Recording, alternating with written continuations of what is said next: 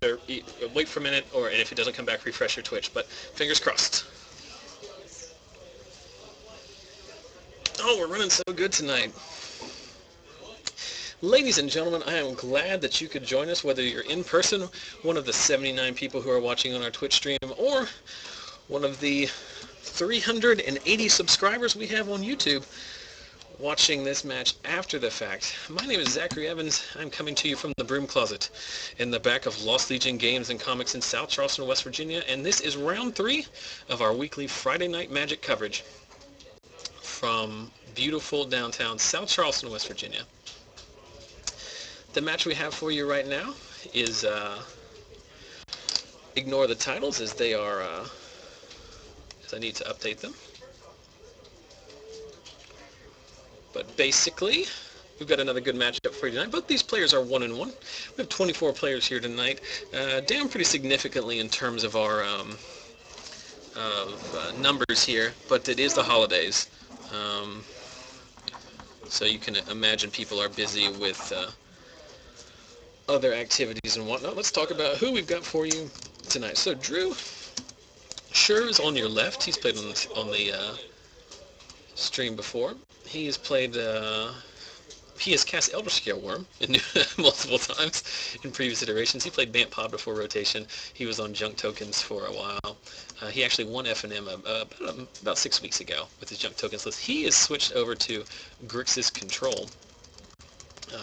Basically the kind of the pat inclusions you would expect in that deck. So we'll see the specifics of his list as the game unfolds. And on the right, it's Adrian Mullins. Stream faithful remember Adrian as the originator of the Curses deck. So he's playing red-black Curses. Very intriguing deck. His deck list is available on our Facebook site. I think from 2 or 3 weeks ago I posted his list, so you'd have to search for it a little bit. But that's who we've got. He's basically playing 4 Curse of Misfortune, which is the Curse Tutor. It's going to bring up a variety of situational silver bullets. Curse of Bloodletting, which doubles damage. Curse of Pierced Heart, which does 1 damage every turn.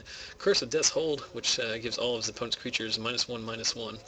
Or Curse of Thirst, which deals damage each turn to the cursed player equal to the number of curses. So it looks like Drew is resolving his mulligans. I'm going to take a break real quick and make sure they can move the life counter down so I can see it.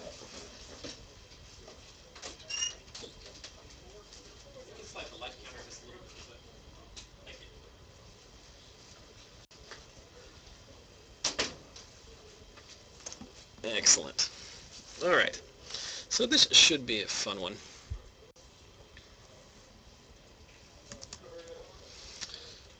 I'm going to take just a second here to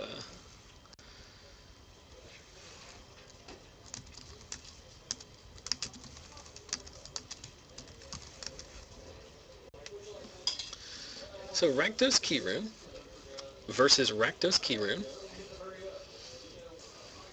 And we see just straight into an Olivia Voldaren for Drew, which can get out of hand very quickly if not answered or dealt with. Devil's Play for just enough takes care of that threat.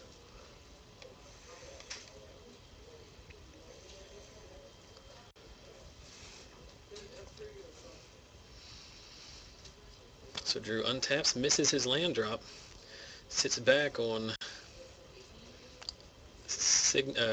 Keyrune Drownyard and 2 dual lands. Going to drown him at end of turn, which is a very good play against Adrian. Not only does it provide a win condition, but since Adrian is playing a lot of silver bullets for his Curse of Misfortunes, Drew can kind of coincidentally shut down that tutoring ability by milling that card out of his deck. So I see a Dreadbore in Drew's hand, which is completely dead in this matchup, as the only creatures in Adrian's deck, I believe, are those Keyrunes, which are never, you can't interact with at sorcery speed. So there's a hard cast Curse of Thirst. That's going to do damage to, see, he gets the Curse of Misfortunes there. Curse of Thirst does damage to Drew, each of his upkeeps, equal to the number of... I apologize, I just realized the volume on my thing was pretty low. I apologize for that. A question in the chat about what is milling. That, of course, is Nephalia Drownyard, that it has the land on Drew's side of the table. So another Keyrune. Attempting another Keyrune. Looks like it sticks. Not sure how much counter magic Drew is actually playing in his list. I'm not sure. I have not seen his list before, so I'm not sure what he's got in there.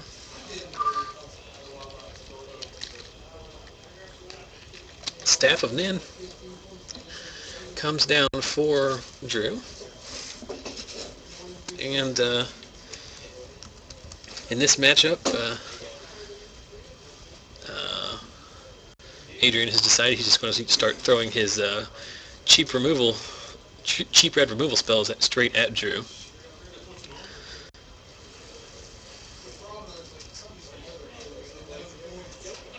He's going to ping 1 with the staff, take 3, down to 12. Adrian's just deciding it's a race situation.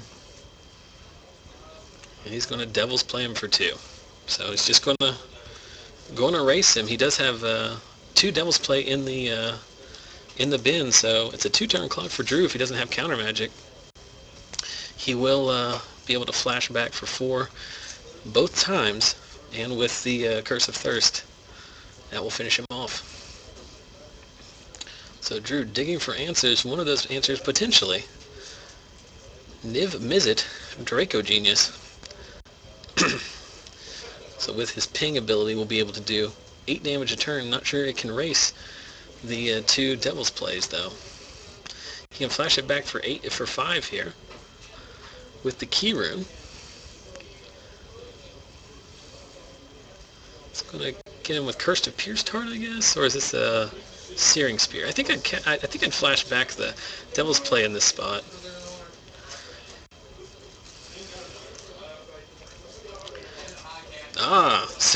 So he baited the activation of activated his Keyrune, baited out the response with Staff of Nin, kills the Keyrune, but activates Morbid on Tragic Slip. So goodbye goes the Niv-Mizzet.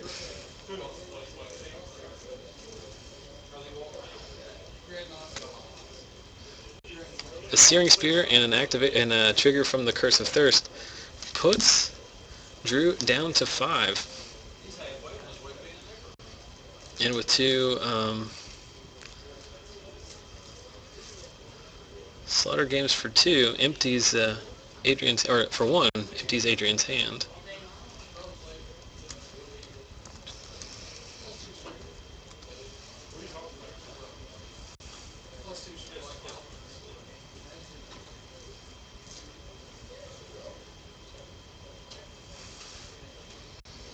Someone has posted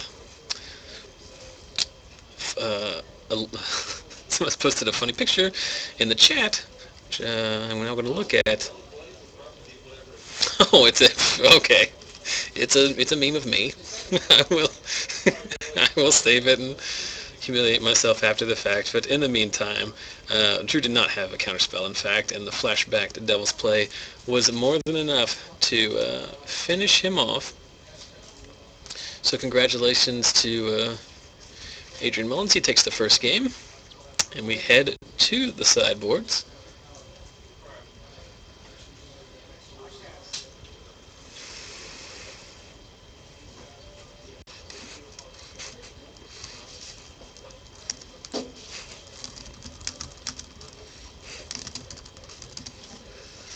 So not sure what these two gentlemen are bringing in for the sideboard matchup. I can tell you this, that short of counter magic, the Grixis deck is not going to have a lot of spells that interact with the curses once they hit the board. He's going to want to bring in Slaughter Games, being on the play. Assuming he has Slaughter Games in the board, being on the play, Curse of Misfortune, which is the Curse Tutor, which is the most important card in Adrian's deck, does cost 5, so Drew will be able to resolve Slaughter Games and take those out of his deck, and his deck becomes a lot worse without those. But of course, we saw in that game, all Adrian did was cast one Curse of Thirst, was basically act as a prodigal sorcerer throughout the game, doing 1 damage over the course of 5 or 6 turns, and he just burned Drew out. So, going to have to fight this battle on multiple angles if he wants to win. You know what else is fun to win? Giveaways. If you want to win your own playset of rock, paper, scissors cards, the same cards we use to start every one of our matches here on our feature matches here on the stream. It's very simple. We're giving them away every week. Go to facebook.com/SackSalesMagic. Look for the giveaway post that I made about an hour ago. It is the most recent post on our Facebook page. Make sure to like our page to start, and then like or comment on the post for 1 entry, and share that post for an additional 3 entries. And next week we will make a drawing for a winner. Congratulations to tonight's winners, Zach Viglianco and Matthew Brown. 1 local player, 1 player from the UK. So if you are abroad, you are more than eligible. Postal service goes overseas just as easily as it goes across town. So I know they're not worth a ton financially, but they are pretty darn fun to own. And I will keep giving them away as long as I have access to them. And I have access to a lot of them. I apologize again. I am in here by myself tonight because not a lot of people here, as I mentioned earlier, because of the holidays, and I think a couple of the guys that are here not playing are rocking some EDH action out in the shop. So it is just me, but when Max or Zach finishes up, I'm sure they will come in here. We've had some exciting Magic on the stream tonight. Round 1, we just barely missed a door to nothingness activation from a Primal Surge deck. Round 2, we saw both Max Turner playing the deck that you, the stream fans, selected for him. Win with Burn at the Stake on turn 5 in Game 1, and then flashback a Devil's Play for $1 billion in Game 2. And then in the bonus feature match, you saw Zach Viglianco's Primal Surge deck make a return appearance and win off the strength of Stormtide Leviathan. You did not mishear me. I said what you thought I said. Sideboarded one of Stormtide Leviathan, shut down the Golgari aggro deck of John Dunlap, and Zach was able to steal Game 2 and win that match. So lots of fun stuff going on tonight. We got 2 more rounds after the completion of this round, plus the top 8. And we will be streaming them live for you until this shop closes. I've caught my second wind, so we are ready to go. And as people inevitably miss out on the top 8 or are drawing dead, they will pile in here and we'll have some witty banter. We've also been discussing some new Gatecrash spoilers, so we'll have some interesting discussion on that. We finished up our discussion of Rubble Hulk, the Gruul spoiler, featuring the new mechanic Blood Rush, and how that might see play. We'll get on to the more playable cards a little bit. So the guys have shuffled up, presented, and we are drawing 7, so we'll see how this second matchup goes. Can Drew's control deck deal with the cheap burn and curse-based engine out of Adrian's deck? We're both keeping 7. Evolving Wilds off the top, or at least on the outset for Drew, as we see all 3 of his Snapcaster Mages all in a row. Fetches an island.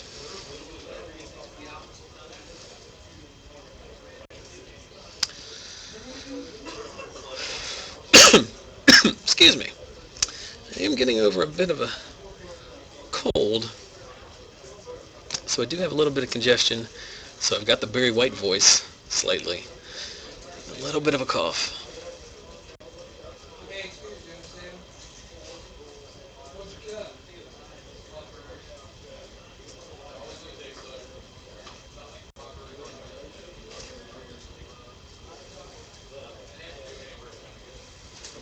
Question in the chat about whether or not the Grixis deck has counter magic in the main deck. I honestly don't know.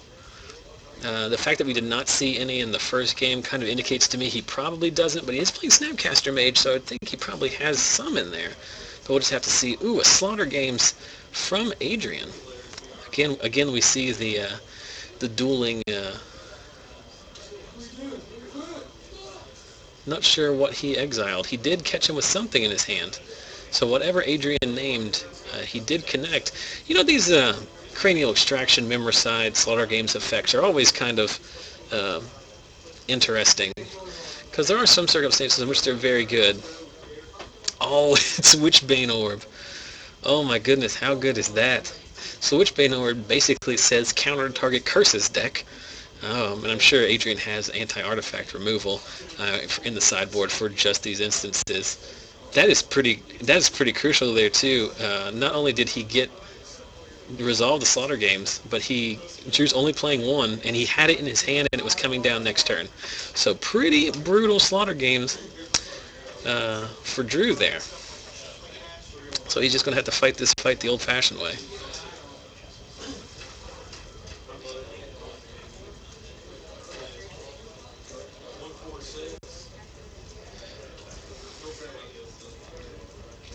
Someone else's stream is advertising in my stream, which I think is funny. That's a sign you've arrived, I think, on the Magic streaming scene, is when other people start spamming your stream's chat. Up to a solid 96 viewers tonight, so we appreciate everyone checking us out. We've had some good Magic tonight. It's been pretty lighthearted. We've seen a lot of fun decks. We'll get to the good stuff here in the win-in rounds, but not to say that these decks aren't good, but these are a little bit more casual, a little bit more unusual, I should say. Not the decks you see in a lot of other coverage. So we see another land drop missed for Drew. It's the second game in a row he's missed his fourth land drop. And a Talrand comes down. Now, of course, Talrand's very fragile here. He's probably going to get burned out, but can get out of control. Not sure if that's a main deck card or a sideboard card.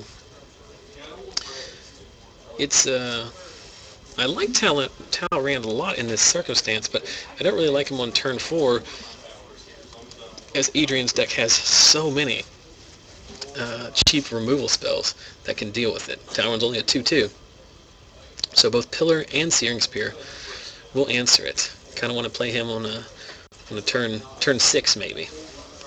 And Slaughter Game's back, naming hopefully Curse of Misfortunes, which is the most crucial card in the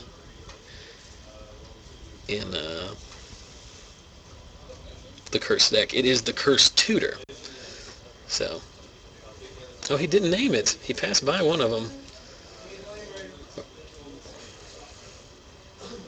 So that's just inexperience with the archetype, which I can't blame Drew for. I mean, it's not like he played against the Curse deck every week, and Adrian did not resolve a Curse of Thirst in the first game. He did have one milled, so if Drew had read that one, he probably would have figured out that's where to go. But he does get Curse of Thirst, which, unfortunately for Drew, other than Curse of Death's Hold, is probably the worst, or probably the least effective card in Adrian's deck against him. So there's a Witchbane Orb, which is basically used at this point. It's basically serving as a faux Leyline of Sanctity. Obviously, Adrian doesn't care about the curse destruction effect. He cares more about the inability to target. So no more Rakdos returns for Drew. No more Slaughter Games for Drew. A lot of and also can't ping with Niv-Mizzet, so Witchbane Orb going to do a lot of work in this matchup for Adrian.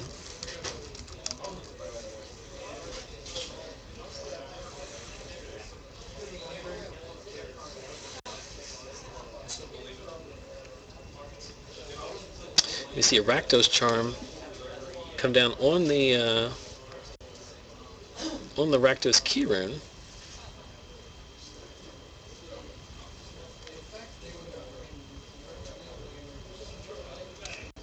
Again, I don't know why the card viewer is slightly off center there, which is driving me insane, but I am lazy, and I will not be fixing it. Good enough for government work, that's what they say. So, Rakdos Charm on the threat, and in a Forbidden Alchemy at the end of Adrian's turn, and passes with 6 mana up. He does have a Keyrune. He does have a Nephalia Drownyard. Duress. Likely a sideboard card as well. And Drew is reading Duress. Seems odd. And he's going to rewind the Duress. Duress was probably going to hit rewind anyway, so might as well save the information. Duress still serves as a peak, which is fine enough against control decks sometimes on its own. So activating the Nephalia Drownyard, or no, I think it was a pump fake. I think he wanted to activate it, but then decided not to. Well, there's Nicol Bolas Planeswalker. That card's going to be hard for Adrian to deal with. Drew is 1 mana away from resolving thematically the most fun Planeswalker that has ever been printed. Karn, maybe. And there's Olivia. Olivia good in so many matchups, but not necessarily in this one, as Adrian has a lot of ways of dealing with it.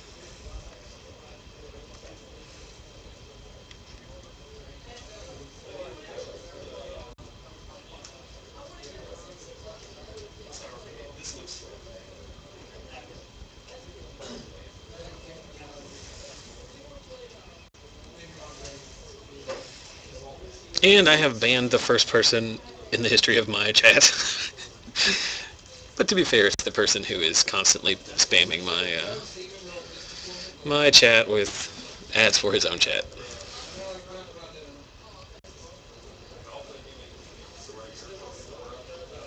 So Olivia gets eaten with a tribute to hunger.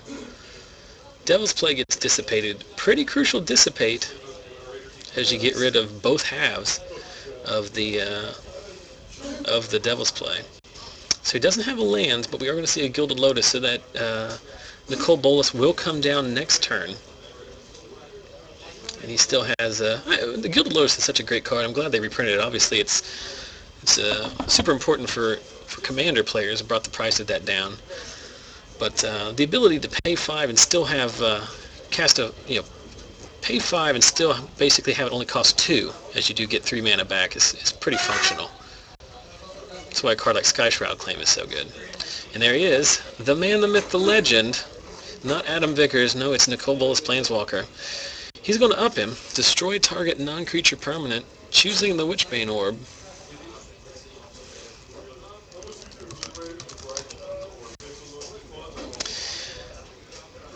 And Nicol Bolas can ultimate in 3 turns, so one more activation after this one, and then the following turn he can ultimate.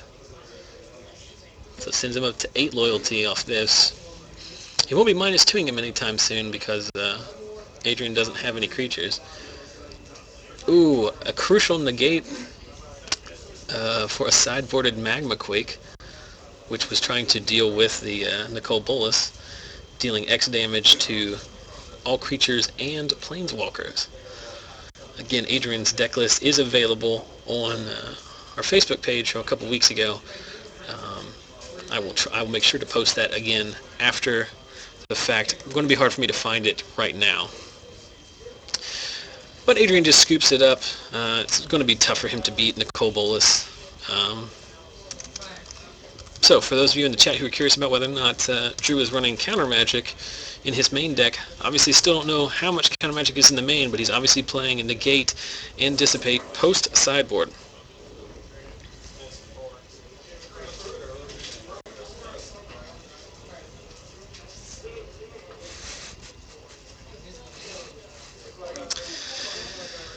So, moving up to 115 viewers. I'm glad everyone can join us tonight. I apologize for keep repeating myself to those who have been watching in a very dedicated fashion since the beginning of the night.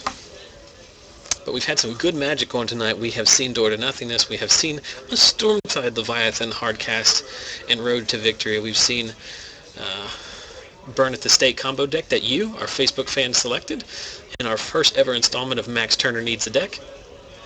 I think he's 1-1 now, so still drawing live to the top 8. I think 1, 3, and 2 player might make the top 8 tonight, since there are so few people. So while these guys do this, I do want to mention that next week we will still be doing F&M, but we will also be, on Saturday, headed up to Columbus for Star City Games Open Columbus, featuring both the Standard Open on Saturday and the Legacy Open on Sunday. So if any of you are headed out that way and you'd like to meet some of your favorite stream personalities, and believe me, I say that definitely with tongue-in-cheek. I do not consider myself in any way some kind of magic pseudo-celebrity or personality. But if you have been watching the stream, it would be great to meet you, get some feedback, and who knows, might just have a fistful of rock, paper, scissors cards to hand out to dedicated fans. So a lot of us are going up. Garrett Meadows, Max Turner, Jordan Petyo, myself, Ian Nolte, the Wright brothers will be there. I'm sure some other people will be going up as well. So it should be a lot of fun. I will not be playing in either of the events. I'm simply going up to play side events, trade, sell some cards off, have a general good time. So I'll be more than available to chat with anybody. I would love to meet anyone who watches the stream, get some feedback, and maybe even play some Magic. So Star City Games Open, the Greater Columbus Convention Center downtown there in Columbus, next Saturday and Sunday, January 5th and 6th. So if you're in the area, come on out, check us out. Should be a good time. For any of you who have not been to a Grand Prix or a Pro Tour back when they were public, or Star City Games Open, even if you're not playing in the main event, it's a great chance to go and trade, hang out, have a good time. There's a lot more going on at those events than just the main event. Sell some cards, buy some cards. I think they've got a couple altarists there. I think there's going to be three people doing alterations. Darkwing Studios will be there. I don't remember the young lady's name, but she's from Pennsylvania. She does 3D tokens. And then another individual who does playmats. So should be fun. So if you are planning on going, definitely get in touch with me on Twitter, Facebook, or send me an email. And we can arrange a meet 'em up. Obviously, if you're watching from Norway, I will not I'll not be upset if you can't make it in. But on the chances that you are regional, I will be there. So, Duress. Resolves for Adrian, takes the Syncopate. Seems like the right card to take. Obviously, the scariest card in that hand is Nicol Bolas, but Drew's a long way from casting that. Leaves Drew with the hand that contains Cyclonic Rift or Rewind, Nicol Bolas Planeswalker, and that's all I can remember. But another Duress going to take the Rewind, I imagine. So he's got three choices there: Alchemy, Bolas, or Rewind. They could take the Rewind. Adrian agrees. 20 minutes remaining in the round. It's getting loud out there. Like I said, just 24 people here tonight, but there is a fair number of people playing other games. Obviously, Lost Legion does not cater exclusively to Magic players. There's a number of Warhammer players out there having a good time. 'Tis the season for good times. So, Forbidden Alchemy. I can't. He drew a Jace. I can't see what he kept. It is worth noting that he did bin the Slaughter games. Maybe it was the one of Witchbane Orb. He only plays one of them, and he's managed to draw it both games. So, plan B for Adrian, unless he has some kind of artifact removal. Adrian's stuck on lands, so this might be a bit of a problem here. But Drew also stuck on lands, but the Jace that is going to land here is going to help him dig out of that.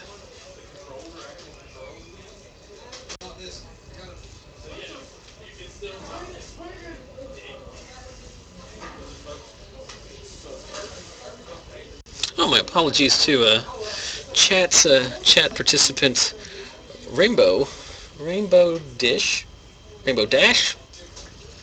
I correctly indicated they're from Norway. Not everyone in the chat is from Norway, just several. Mr. Viglianco now joins us. That round was over quickly for you. That usually means bad things for you. No, I activated Door to Nothingness twice. Wow, so Door to Nothingness Primal Surge deck moves to 2 and 1. I hear that triple X-Bane Guardian's a thing. Yeah, it is pretty good. I'm excited because I love Adrian's deck. Yeah, so let me catch you up here what's going on. Adrian won Game 1, in which he resolved nothing more than a Curse of Thirst and no other curses. But, really? But burned, he's playing against Drew's Grixis control list, and he just burned him out, because he plays 4 Searing Spears, he plays... Oh, sure, yeah. Yeah. Adrian and I inspired that deck originally. He played against it and was like, oh, that's neat. So he's one of my few people crazy enough to be a disciple of the Zach Viglianco School of Magic, which is play bad cards and hope that it happens to work in the metagame. But What is on? What did he just put on that Olivia? Do you know? I'll find out. No, it's all right. Don't worry about it. But anyway, in Game 2 here, Adrian is stuck on 3 lands. He did resolve 2 negates, 2 duresses early, but he's just now drawn his 5th land. He was stuck on 3 for a long time. You sure you don't want to find out? Yeah. I mean, it's obviously an equipment. Maybe Civic Saber? I doubt... What's on there? Oh, Pike. It's Pike. So Runechanter's Pike going to end this game pretty quickly unless Adrian can come up with a removal spell. Luckily, most of his deck is removal spells. He has a Curse of Death's Hold in his hand. Searing Spear will do it. Yeah. Here's a fun thing. You see in the top left on Drew's side there? See what that card is? It's a Witchbane Orb. Oh. He only plays 1 because Adrian resolved a Slaughter Games in Game 2 and got it. He only had 1. He had it in his hand and he got it right before he could cast it. Adrian is really upset about that. Yeah, I'm sure he can... but Drew's also stuck on 4 lands. He has a... Drew won Game 2 off the strength of Nicol Bolas Planeswalker. Here he does some cool stuff. Well, Adrian actually had... He's a bit cruel, I think. Adrian had actually sideboarded in his Magma Quake and tried to kill it with the Magma Quake, but Drew had negate. This sounds like it's been a fun match. It's been back and forth. Game 1, Drew had like no counter magic, so we weren't sure if he'd had it all on the board or he's just running bad. And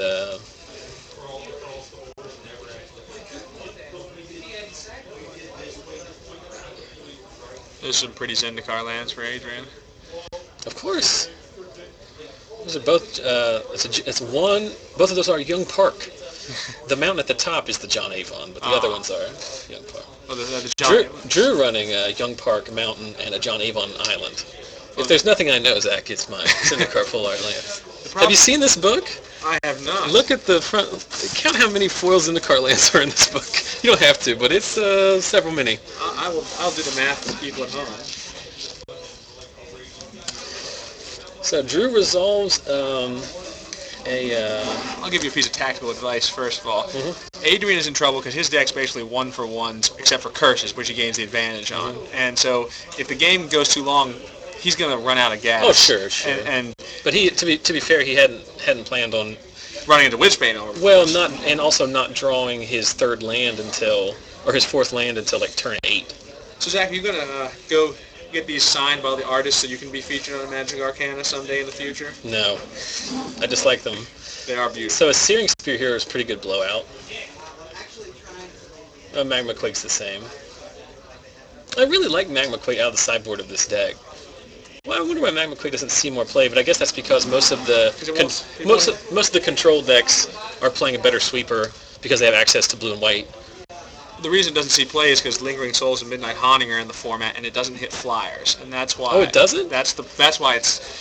I would be playing curses if I had a sweeper that could hit flyers, but there's no sweeper that hits flyers in red or black. Gotcha. Well, I guess you have Mutilate, so that's a lie. I'm not telling you this complete honest truth. There's Niv-Mizzet coming down. I hear he's pretty good. Well, he's not bad. There's a Duress drawn off the top from Adrian. I mean, he has a lot of removal. He's got... I wonder if he's running Ultimate Price, though. That'd be unfortunate. He's running Murder, I think. A good choice. Oh, there went that. Yep, because he can just equip, and attack in for the win. So, unfortunate for Adrian there. Ran a little bit under expectation, I think, but congratulations to Drew. He moves to 2-1. Still drawing live to the top 8. So, that's that. Well, we've only got about 13 minutes left in the round. I don't think it's going to be enough time to go out and get another feature match, but there is going to be enough time for you to go over to our Facebook page, sign up to try and win some free Magic cards, not unlike the aforementioned Zach Viglianco. I have not received those Magic Well, cards I'll yet. get them for you here in half a second. I would like to be using them to determine the beginning of my matches, which I didn't get to do. So what you're saying is currently, because you don't have the cards, you're starting your games like a noob. Yes, like a complete total noob. But who has no idea what But they're you doing. would like to start them like a boss. So, Absolutely. So I will make that, square that away with you here now, Mr. Viglianco. And if you would like to win your own playset of cards, and who knows, might give away some other stuff too. I do have some other prize support. Make sure to go to our Facebook page, like the page, like or comment on the post for 1 entry, share the post for an additional 3 entries. It's a good way to help us spread the word about our stream. Won't cost you a red cent. It will help us out tremendously. We're going to switch back to the studio camera. And here's what I'm going to say something. You should share and like it, because Zach Evans here, this bearded wonder, does all of this for free. I do He do it for gains free. Nothing. The store, he doesn't have any stake in the store other than the fact that he likes to play games here and comment on Magic. So he buys these cards to give them away. He's using his own computer, his own equipment. You can go to his chip-in and give it. I'll talk about that once later.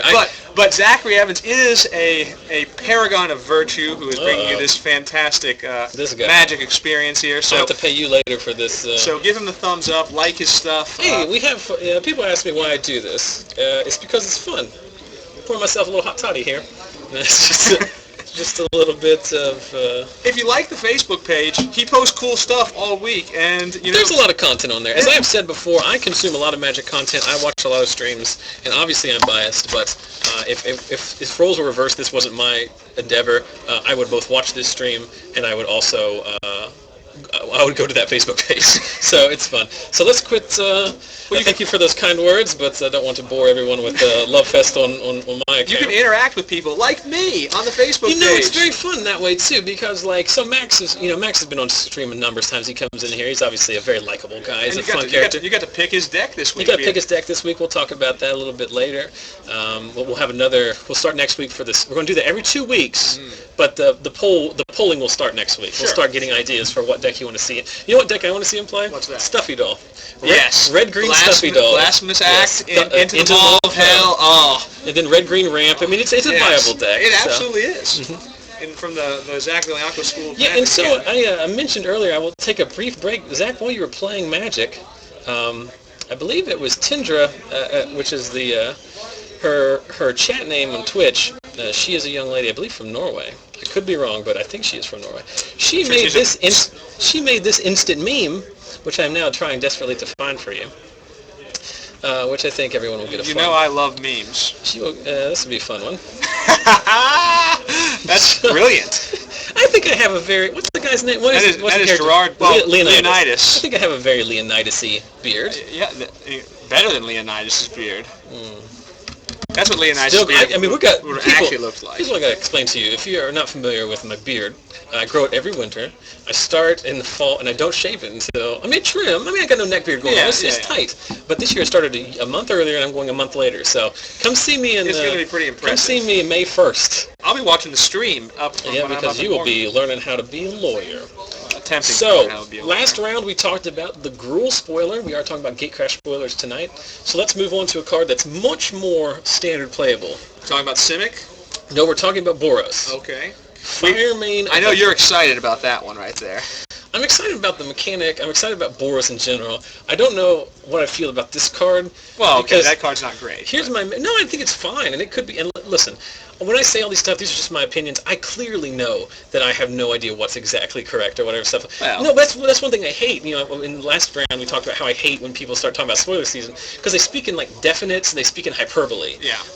This card is fine. It's cool. It's a 3/3 that flies and it does a helix every turn. It's not an auto. It's not an auto included in your deck, but you can certainly build. Here's my main thing about this card. Adrian loves this card. I would much rather have Hellrider than this card.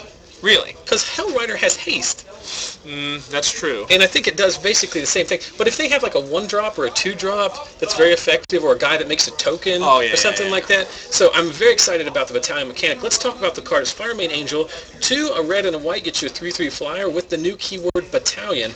Battalion says whenever Firemane Avenger and at least 2 other creatures attack, Firemane Avenger deals 3 damage to target creature or player, and you gain 3 life. So basically, Battalion triggers when the creature with Battalion and 2 other creatures attack. So it is the Audric. Yes. Audric has Battalion. Yes. Basically. And the trigger for this specific card is a Lightning Helix, which is, I mean, Lightning Helix is one of the best best removal cards ever printed. I think it's classic Magic to say that life gain sucks, but life gain plus something else is awesome. Yeah, it's just a great card, and it clears out a blocker.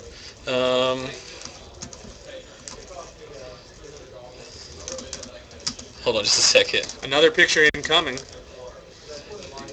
Oh, is there another one? That's what it said up here. Is Rainbow Dash someone we? This is our Scandinavian contingent. Oh, okay, now.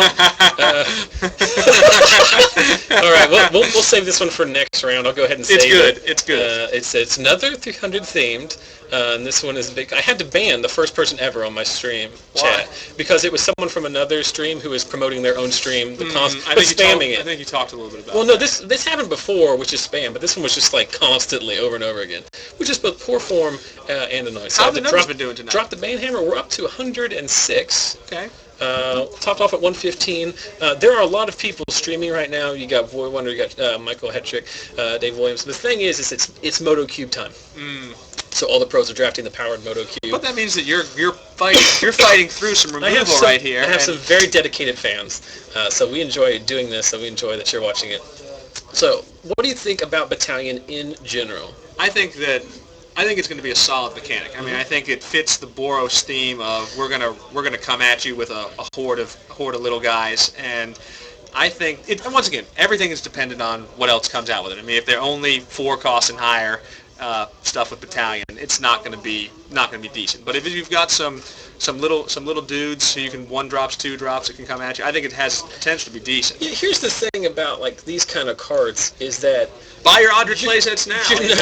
No one's gonna play Audric. Why not? Because Audric's a blowout under certain circumstances. Because Audric's not better than this card. But imagine I can imagine resolving Audric with some other Battalion guys and I guess it's some win more, but he's not awful. He's not awful. Isn't he a 3-drop? He's a 4. He's a 4. He's a 3/4. So doesn't die to Searing Spear. Yeah. But I mean, I guess everyone's Supreme Verdicts are going to go way up in value because you're going to have to extend into it. But I don't know what's going on here. I tried to bring in this other meme photo, but it's not working. It says you threaten my people with trolling and spam. So I don't know. I've screwed something up in that. Like I said, my problem with this card specifically is that I just think Hellrider's better and it's in the same spot.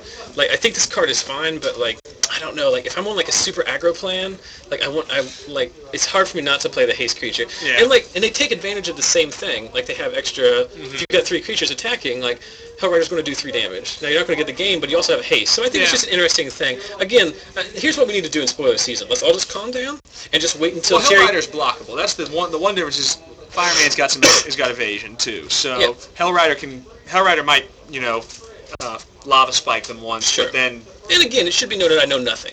That's something you should factor in. You know how to play red cards. We have run into some red cards before. Yes, I do like red cards. That's part of the reason I stopped playing a standard was because like red cards weren't any good for like months. So like I can't play red deck. I don't want to play it all. So we're gonna look at another card here. Yeah, but I did want to talk about this one thing. You talk about like you get extra value out of this card with a Battalion mechanic for doing something you're going to do anyway. Yeah, that's why. Like for example, we'll talk about the Cipher mechanic a little bit later, and because you really have to. It's resource dependent. You have to set it up. Yeah. And in the Gruul mechanic, Blood Rush we just talked about, you have to give up a card for that advantage. Mm-hmm. Like you get the extra, pumping a creature, but you have to bend your card to do it. This card you're going to attack anyway. Yes. So like you get some extra value. So if they print a 1-drop or a 2-drop, or like I said, like a 2-drop that comes with a token or something like that.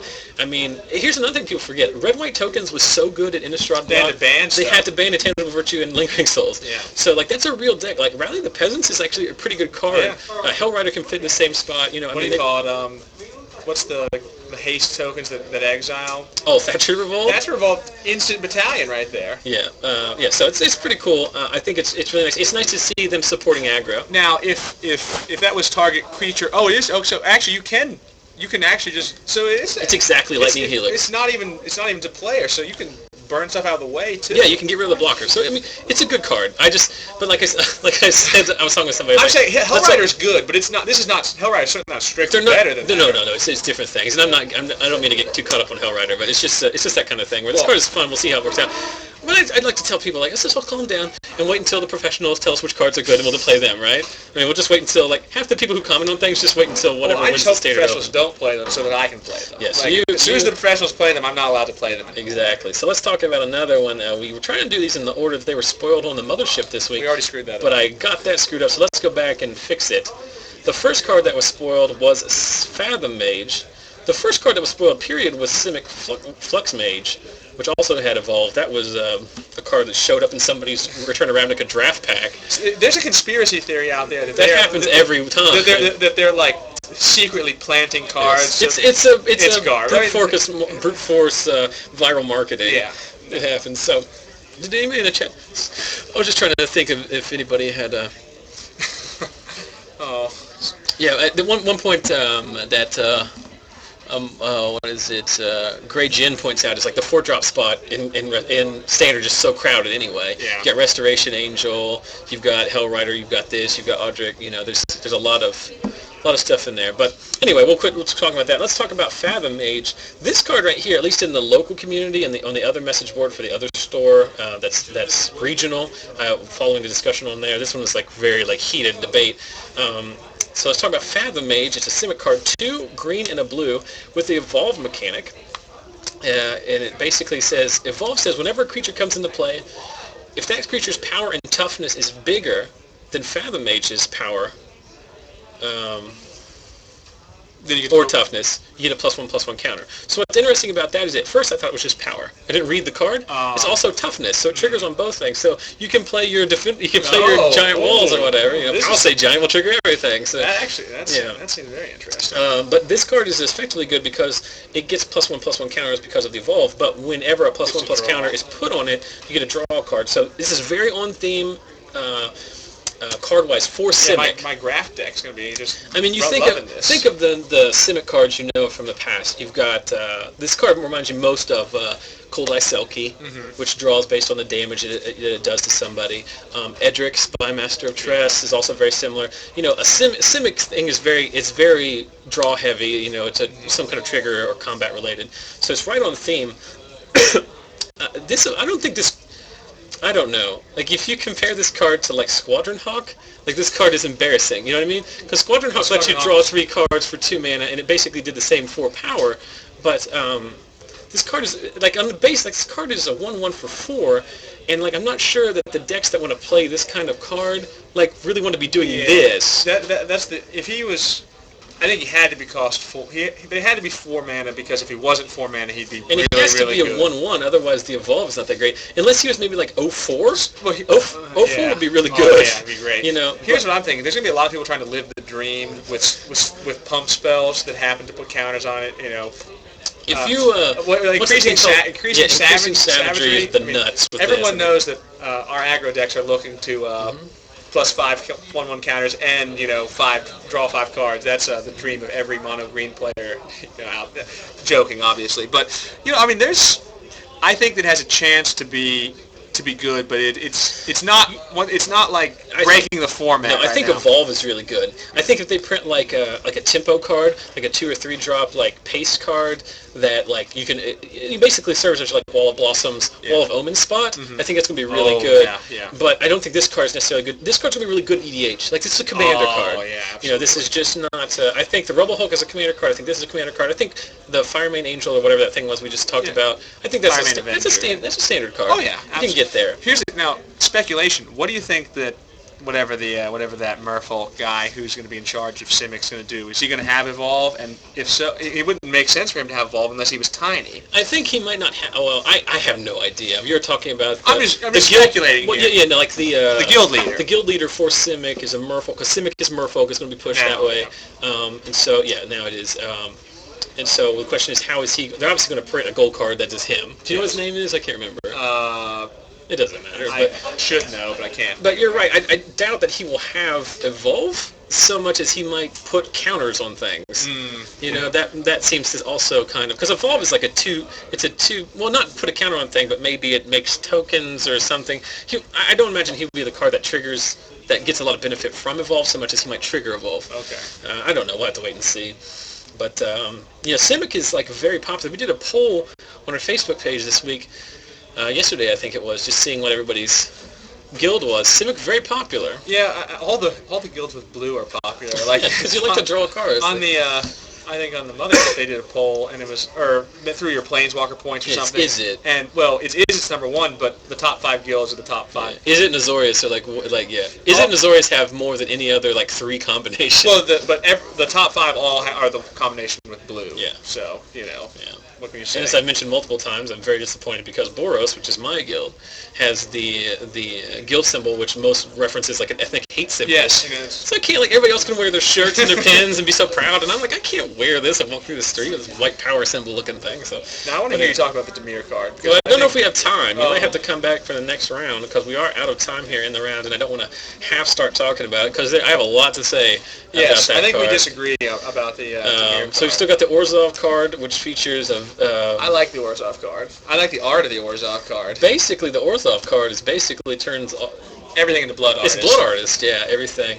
And then the Dimir card is a Cypher. Is a new mechanic called Cypher, which basically is similar to Haunt. I do like that these are all very similar to the old... Here's the great... Well, Haunt was the Orzhov mechanic, though. Yeah, but but I mean, here's like, here's the great thing about Cypher. The great thing about Cypher is that people are always worried that... All right, let's talk about it. Well, if we're gonna talk about it, is that people are worried that Magic is getting dumbed down and that it's having effects that are everything is just turn creature sideways or something. You know, play Thragtusk, get tokens, win. Cypher is a complicated card, and when you have complicated cards, that's the sort of stuff that lets people like me who do weird stuff love this game because you're doing something that's complicated and unintuitive and. That can't be all of the game, but I'm glad that it's some of the game. It's a thinker, and free spells are always good. That's what most people are excited about. Is free spells are good, and they are. But like, none of these spells are like they're free in terms of they don't cost any mana, but they're not free in the sense that you don't have to devote resources to them. You know, there's a lot of spells that are free in standard right now that nobody plays because they go search somebody. Firemind's Forsats, for example, is a card that nobody plays because it's awful. But you know what I mean. So we'll see how that goes. JB, thank you very much. You're welcome, Zach. All right, we are the Dueling Zacks in here. Zach, you're at table 9. Oh my gosh, you're playing Max. Ooh, that should be our feature match, right? No, I'm just... Yeah, but, so Primal Surge, Reverse... We'll talk more about this Dimir one later, so feel free to come in when you're done. We'll talk more about that. Zach is playing Max Turner. They're both 2-1. So best of luck to both of you. I would, under any other circumstance, that'd be awesome feature match. Yeah. All right, so we'll talk to you guys later.